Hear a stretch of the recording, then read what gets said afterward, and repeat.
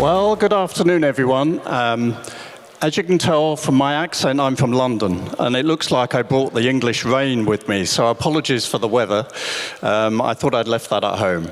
But it's wonderful to be here in this fantastic location this afternoon, and allowing me to present to you a little bit about what I see around Europe and the world when it comes to digital payments, in particular with regard to government. Some of you will have heard our CEO, Charlotte Hogg, talk this morning, and she talked about the future of digital payments, but in particular in regard to human inclusion and sustainability.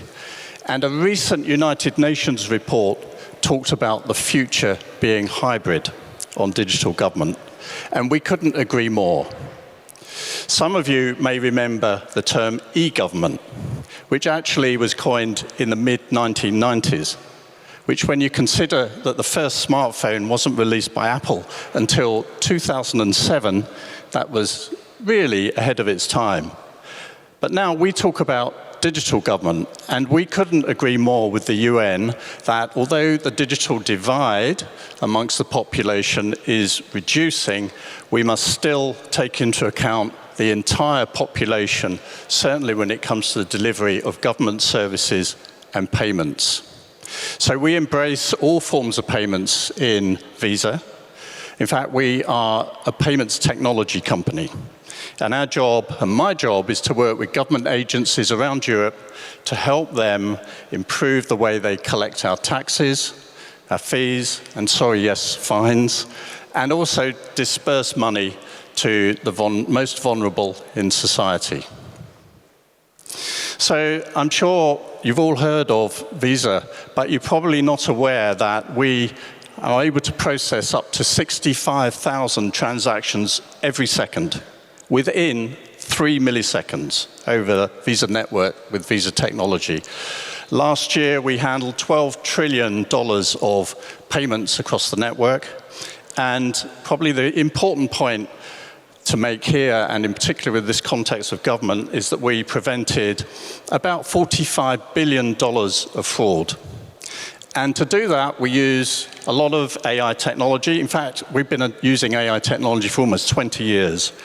About 60 different models, over 1,000 different cybersecurity experts protecting the network.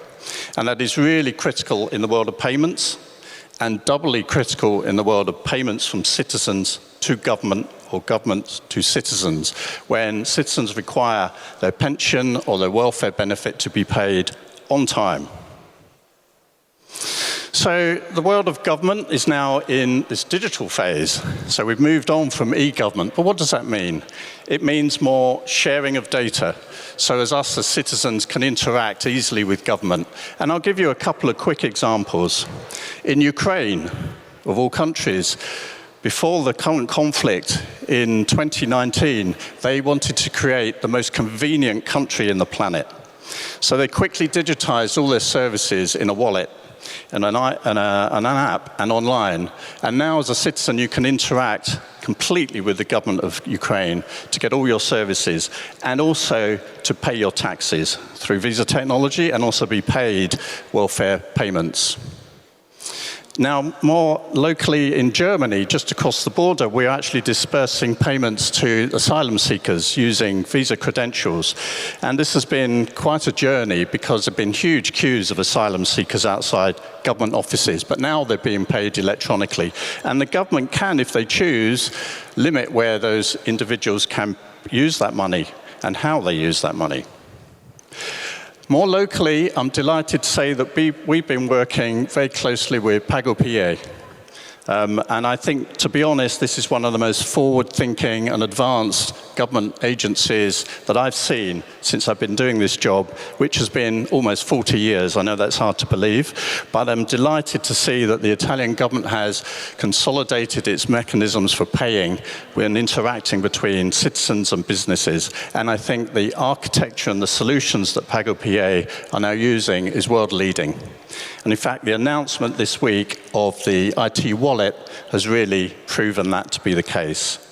So in conclusion, I see around the world the use of wallets of government identity credentials and trusted payment credentials using the biometric authentication from those identity documents as really the future of government payments.